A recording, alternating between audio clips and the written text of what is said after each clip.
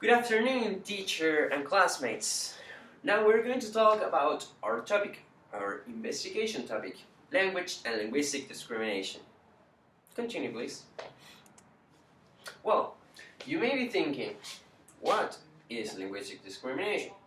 Well, let me tell you, and as our friend Paul says in 1897, the term linguistic discrimination is used to distinguish illegitimate from legitimate unequal treatment of languages, thereby again justifying some inequality in the treatment of languages. This means that there is a kind of idealization of the perfect English, but this brings discrimination between languages. Because I don't like the way the dialect sounds, but that's just under my vision. Well, in the second quotation that we have here, linguistic inequality is accepted as inevitable, yet rejected as illegitimate. This means that it's accepted that there is an inequality, there is a difference, but that difference is necessary, as our friend Paul says, again mentioning it. The selection of one or a few privileged languages is considered necessary, practical, and legitimate, even where the unequal treatment of races, religions, sexes, regions, and other social categories is illegitimate. But sadly, these discriminations and this dispute between dialects still remains. Well, let's continue, please. Well, now we have 5 language-associated inequalities that usually appears in political discourse. First, we have unequal attributes of different languages. For example, African American English will have some attributes that a Mexican American will not have. For example, that's just an example. In the second point, we have unequal privileges granted to the users of different languages. For example, we have British English here, and we have African American here. It will be seen as different, and it will have different privileges to other people, because I am just a British English and I'm an African American English here. That's just an example. Well, in the third point, we have unequal linguistic skills of different persons. That means that people will have different skills in the moment when we were learning our second language. For example, me as a Chilean English learner, I will focus in different areas of the language. That, for example, a Chinese person which is learning English will focus in other areas that I will not focus as a Chilean English learner. That's because my influence, the influence of my first language. But that's just an example, of course. Okay, let's continue. In the fourth point, we have unequal statuses conferred on different persons by linguistic roles and customs. And last but not least, inequalities converging with language, but not caused or motivated by language. Well, now we have a video here for you to guide this discussion. Well, let's see.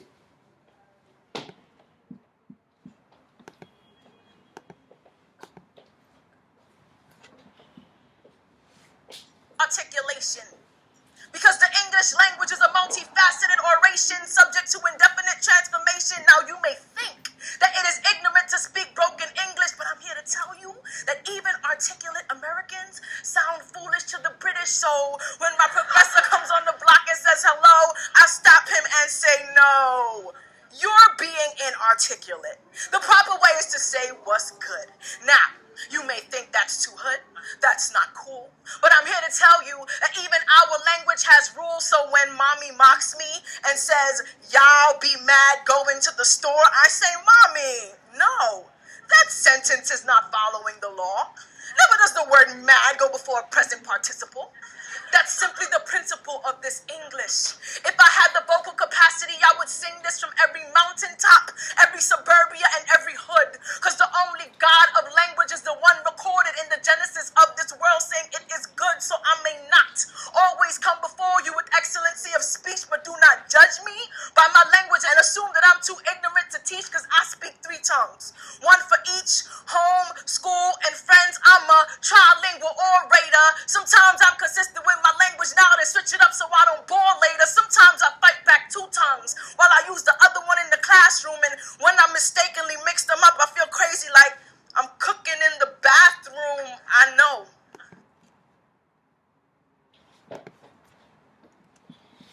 Okay, so now we're gonna see American English and the history of linguistic discrimination. From the 1960s onward, a series of debates sparked by efforts to reform the English vocabulary in the interest of social justice. This means that there have been improvements in the vocabulary as not to be unjust, like discrimination. From the mid-1980s onward, the English-only movement appeared. This means that they practically banned other tongues to be proficient or to be official in America. And this was demonstrated in certain schools addressing Latino speakers. On December of 1986, the Great Ebonics controversy occurred. This took place in a school in Oakland, California, where students were helped to master the standard English. They put it as a legitimate language of instruction and as rejected the need of students to master the master tongue. Of course, media wasn't too keen on this project, so thus the controversy. Many Americans believe they are easygoing on their language, but they actually have very deep feelings rooted into them, causing very nationalistic passions. American English has notable regional and class differences, and while there are some varieties that depart substantially from the standard English pattern, they have been spoken by marginal or disempowered groups. Now let's talk about this discrimination in English, especially in American English. As I said before, American English has many notable region and class differences from the North and from the South, especially from the South where many slaves were brought up into English. Some English patterns have been spoken by marginal or disempowered groups, so they haven't been considered worthy of serious examination by mainstream media until recently. True. America has never been without large communities of speakers of languages other than English. For example, immigrants, Mexicans, Africans, and so on. And many Americans say, "This is America, speak English," which I find a very violent way to address the situation, especially with non-native speakers. It is believed that America is faced with a dangerous drift towards bilingualism, which I find is not really dangerous, but it is contributing to the culture of the United States. The United States is a country rich in many things, but poor in knowledge, or itself regarding with language. This is because when we are brought up in our mother tongue, many do not know the advantages or aspects of the language. The United States tries to come to terms with the challenges of diversity. Too often, people respond to the difficulty of making decisions about language policies by appealing to common sense ideas about language. But who says their common sense is the correct one or the only one that is right? But many foreigners and many immigrants find that American common sense about language is not the only correct one. And, well, we have to see about that. Well, now I will tell you a case that shows English discrimination, and it happened in 1975 at the age of 29. a woman called Sulahona Mandar. She came from India to USA. At that time, she was a native speaker of Marathi, and she had been studying English for almost 20 years. She was a soft-spoken, but she had a lack of distinction between B and double E. But even though she was still able to speak clearly.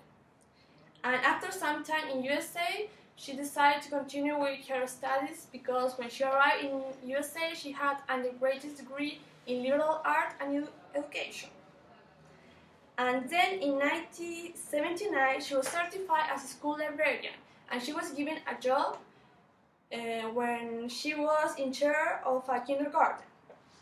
She had to oversee the library and to read stories to children.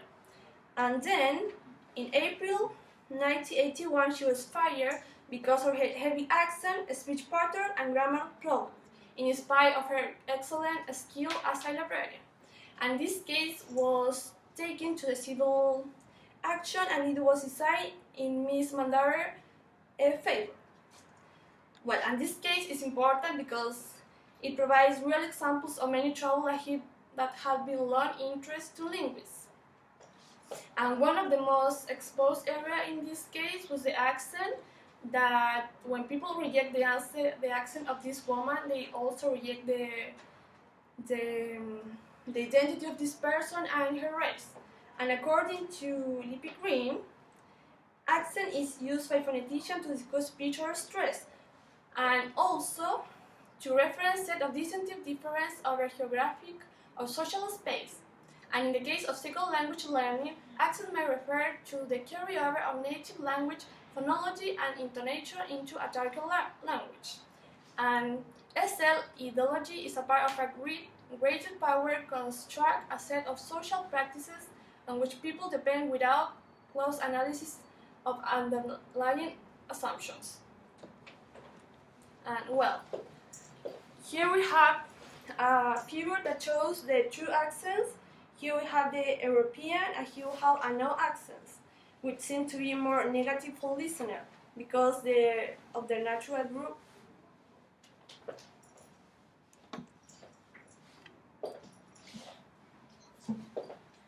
So now we have the conclusions. Well, as first conclusion, we have now that the hope of being better listeners, both the diverse voices around us and to our own. This means that we need to be open-minded to different dialects. We cannot get close to just our dialect or to idealization of the perfect dialect.